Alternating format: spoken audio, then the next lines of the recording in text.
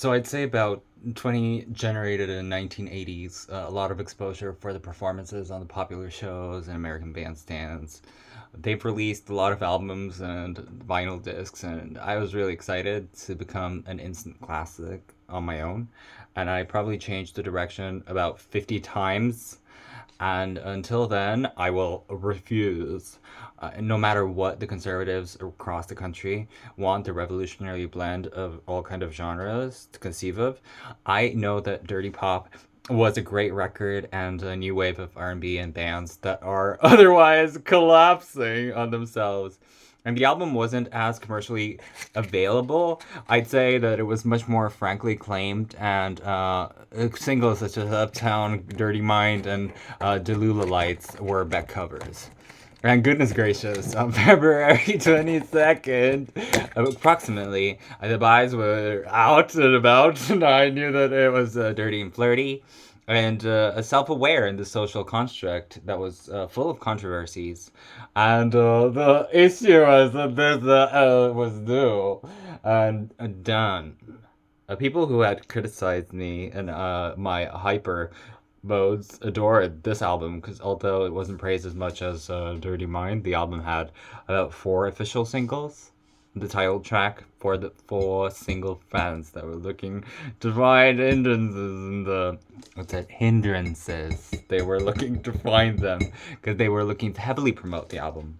And in 1981, I had a side project band called The Time, which is the active till this day. And on October 22nd, 1982, there was a doubled up team. And on that Billboard charts, we all know that there were about 4 million copies more with this personality household name. And the tie will crack. And I said, Tie Vol Crap, the most recognizable song on the top 10 hit side of the US. And a lot of people said things that are unimaginable and very uninspired. And things of such sorts, if you ever think of it, it is not coming from Caesar. And that's hilarious. Nor C3. And that's revolutionary, promoting the motherboard and the popularity and Toot and Groot. And as I said, it's all I am Groot in a way. And that's one of the biggest pop stars of the world for you right there. And when I'm starring in one of those big motion pictures on July 22nd, maybe, I'll be reaching and starring fans and all the gauges and attracting a lot of movement. Like, my hips are not gonna lie ever. So eventually selling more than 13 million copies in the US and spending 24 straight weeks. I wish they weren't as straight as they are. Let's go crazy with this. I give my heart to you on a silver platter. That's what I imagined they would say to me. And one of the future outcomes, working on it, daughters. So I'm alarmed enough to create this apparent Jesus communication line 24/7.